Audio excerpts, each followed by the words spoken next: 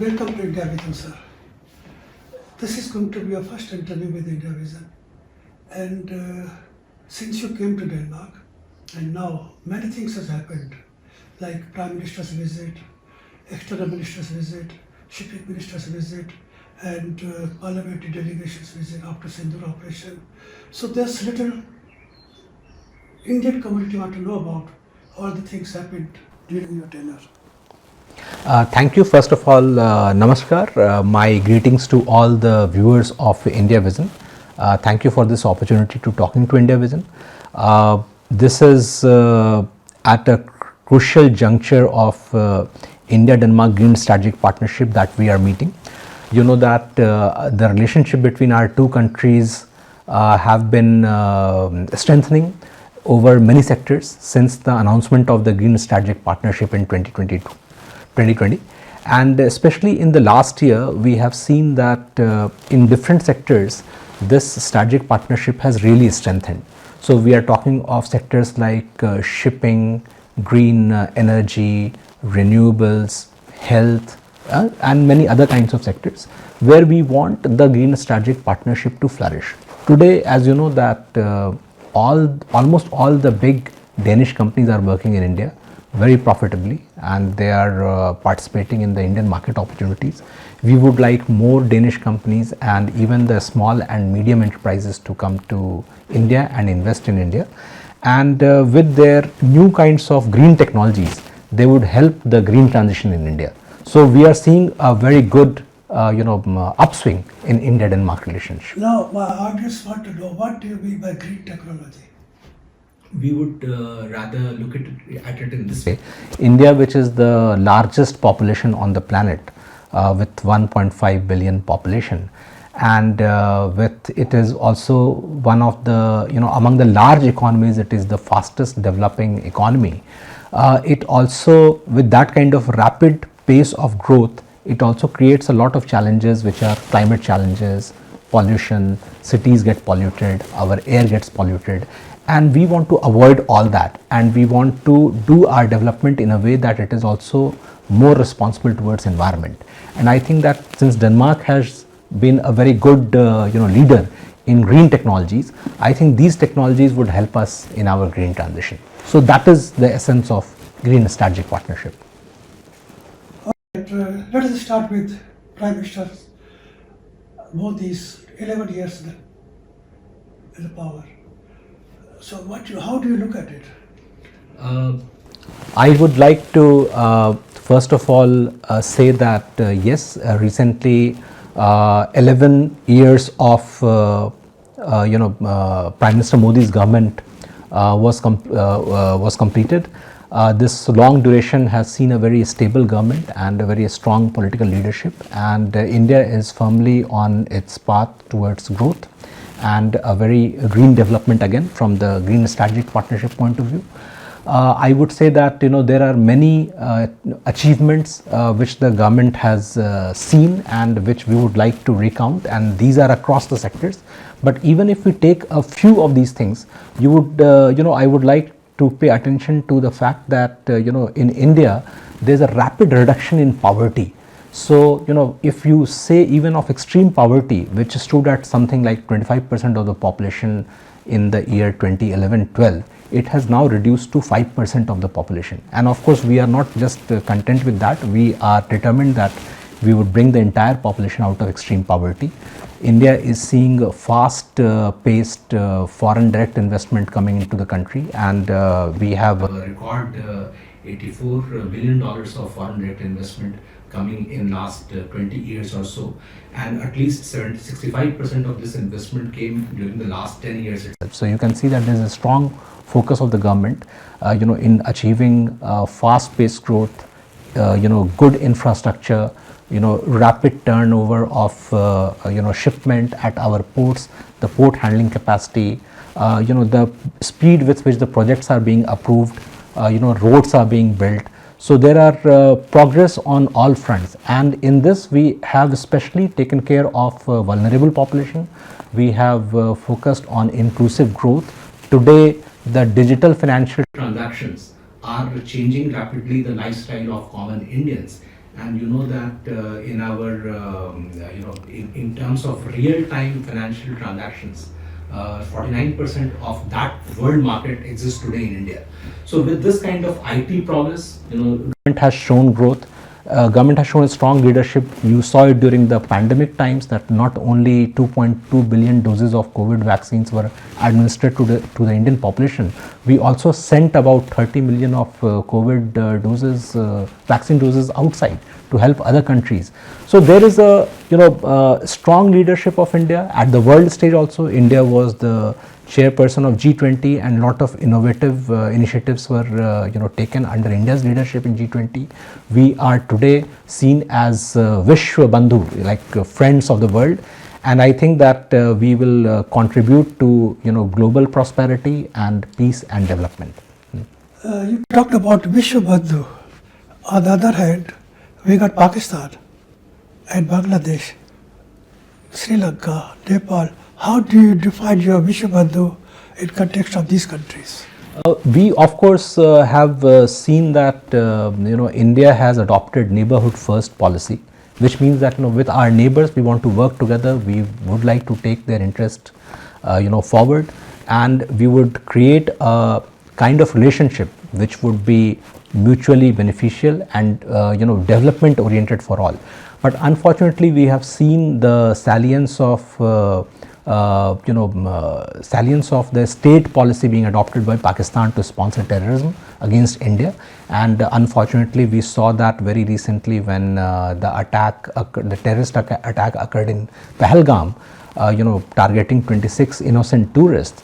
And these attacks have again brought into focus that how Pakistan has not left behind its policy of terrorism and perpetrates it against India, and that is why Operation Sindoor was launched specifically to target terrorist infrastructure which is there in Pakistan, and the results were there for all to see. So we have seen that in the wake of that, we have even External Affairs Minister Dr. Jaishankar visited India and conferred with the leadership of Denmark that how our policies with regard to combating terrorism globally is, and also focusing it on how we took it up strongly against Pakistan when the terrorist infrastructure were being targeted.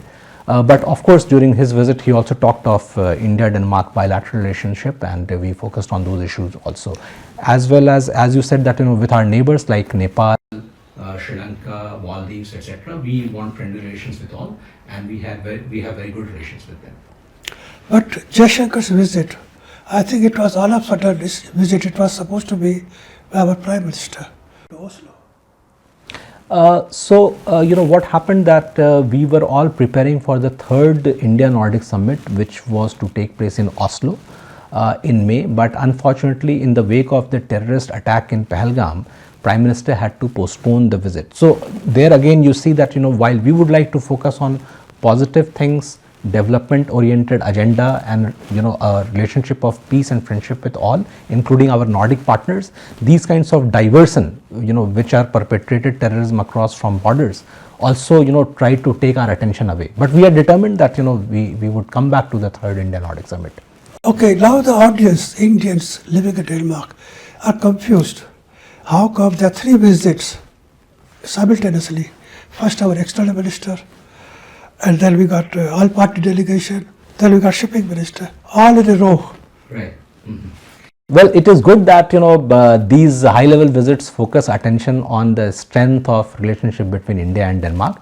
Dr. Jaishankar, Honorable External Affairs Minister, came and he had the opportunity to call on Prime Minister of Denmark, Her Excellency Ms. Mette Frederiksen.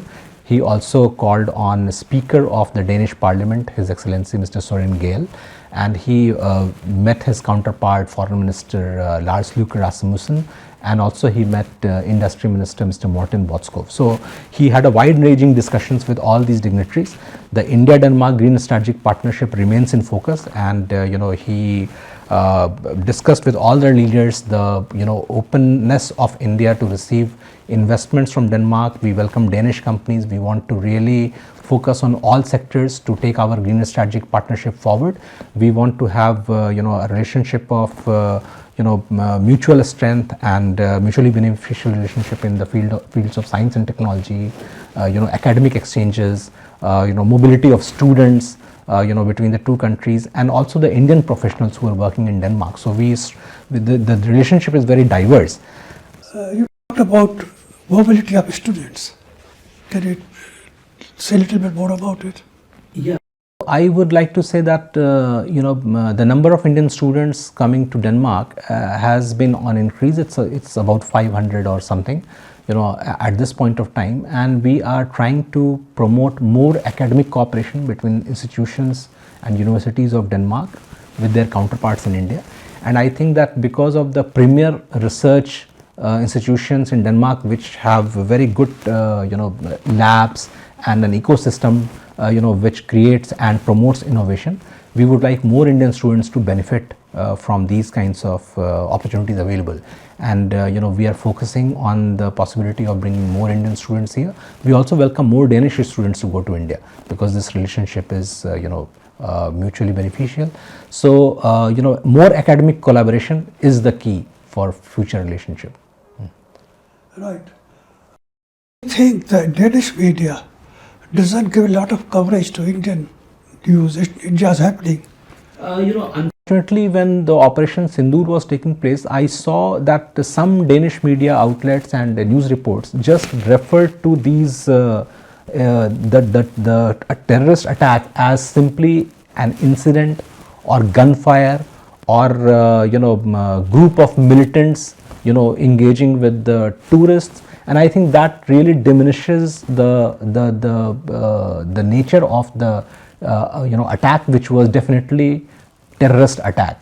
So there should be no hesitation in calling this out. This was a terrorist incident and it was perpetrated in India coming from the sponsor sitting in Pakistan. All right, can you describe a little bit more about our shipping minister who came here? So again, we come back to the positive agenda that we really want the India-Denmark Green Strategic Partnership to go through, in across various sectors. And let me also say that just before the shipping minister, the Indian all-party delegation also came, led by Honorable Member of Parliamentry Ravi Shankar Prasad, and that parliamentary delegation had the exclusive focus to seek greater cooperation with Denmark and the Parliament of Denmark and across from its leadership our global fight against terrorism, and also bringing to account the people sitting in Pakistan who have sponsored terrorism against India.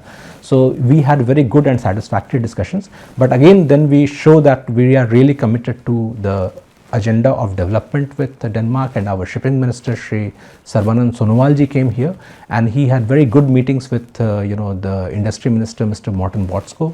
He met leading Danish companies engaged in the shipping sector, so he had business meetings in the Danish Shipping Association. He visited the leadership of Maersk. He also visited companies like Everlands and Copenhagen Port Authorities, the PowerCon, etc. So it was really a good all-round discussion. Let us go back to the 50 years ago. India was not so advanced, and now India is at a different level now. So where do you see Denmark, India now in technology? So we see that some of the best technologies across sectors are coming from Denmark, and here India and Denmark have a unique opportunity under their Green Strategic Partnership to develop these technologies and apply them to solutions in India but also in the world, and create various kinds of opportunities for businesses, for academia, for students. And I think this is where we are looking at it, that how to go forward. Just to give you an example that, Professor Morten Meldal, who is the Nobel laureate for chemistry and teaches in Copenhagen University, was especially invited by Government of India to undertake a visit to India. He visited our different institutions and he took satisfaction in the fact that a lot of premier research is going in India in the fields of science and technology. So these kinds of connections really help us focus and see further that where we can cooperate technologically. And recently, just last week, the CEO of the Anusandhan National Research Foundation of India visited Denmark. Now, ANRF is a body which has been tasked with finding opportunities to create research labs in India with the help of willing foreign partners who would like to contribute to scientific research and development. And I think that we found a lot of interest in Denmark from across the quarters. So we really want to have a vision for the future in which India and Denmark could cooperate in the field of technology, research and innovation. There are two things happened in your tenure here in Denmark. First of all, today Denmark has been nominated the first country, the best country to live in Denmark. Just been nominated today. Right. And secondly, last week Denmark has announced funding to the film production in Denmark, which goes to 25% funding because they say that Denmark is not exposed to the world properly. So where you see the opportunity for Indian film producers or Danish film producers to do something about that? I would like to take you back just a bit. We had the big Waves Summit in Mumbai, which was one of its kind, the largest gathering of entertainment and gaming and such producers and stakeholders. We are trying to develop these connections of India with the world. India, which is one of the largest producer of movies, but also entertainment industry, would like to forge partnership with Denmark also. And there are some very good filmmakers and studios in Denmark which are doing very fantastic work. We even have good VFX studios here in Denmark which worked in films like the famous RRR and other such movies.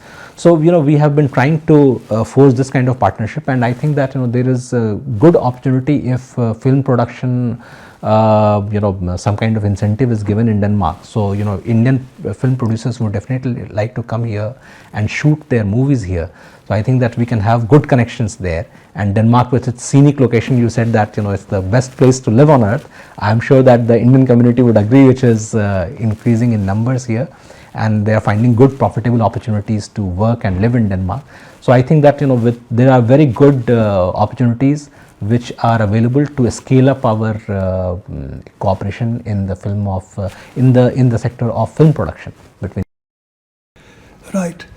I see during my outing in Copenhagen, I see many Indians, tourists from India. How come there is a surge of tourists from India nowadays? We have increasing numbers of Indian tourists going out in the world,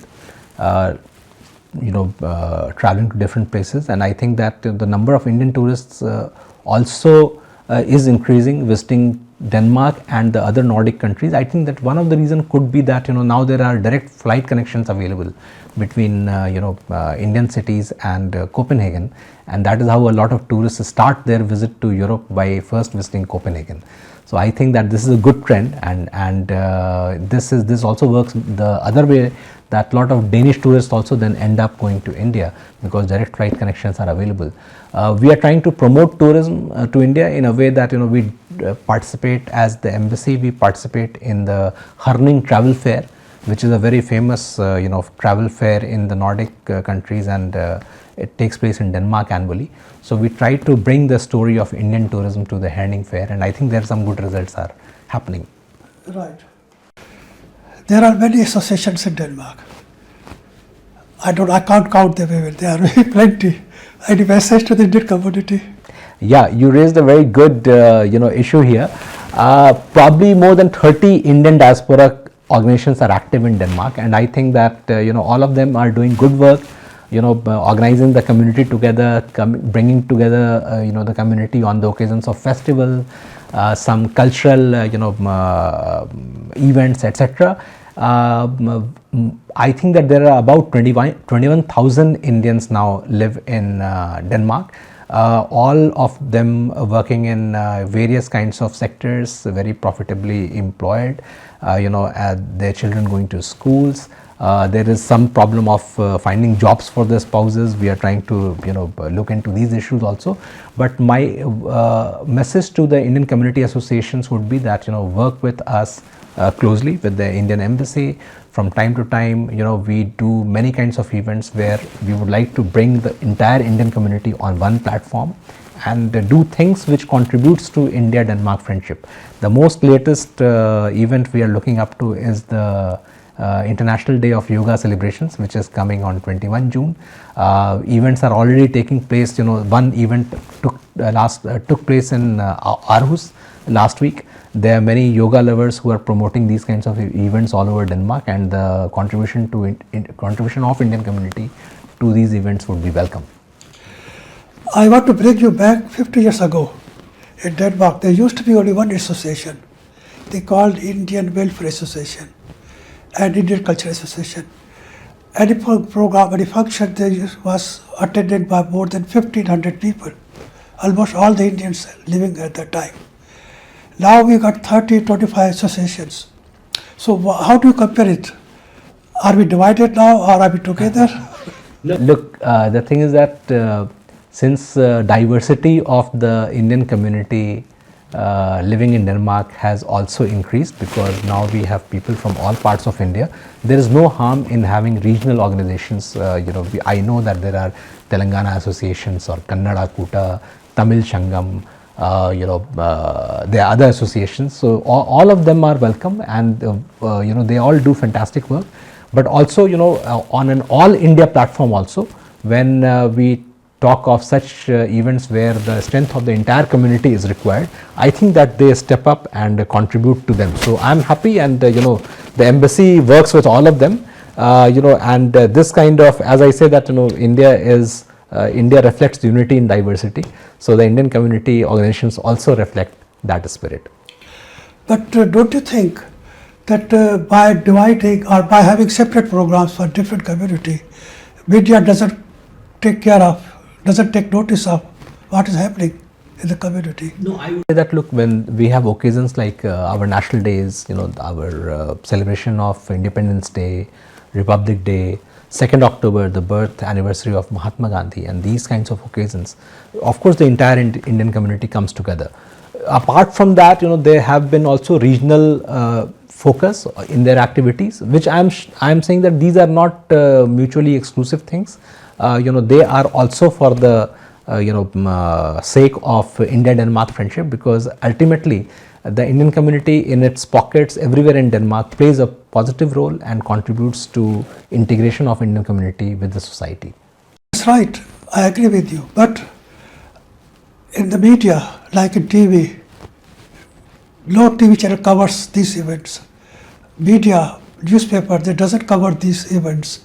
So where do we stand? I would request the Indian community, they are all in influential positions and they are working in very good companies.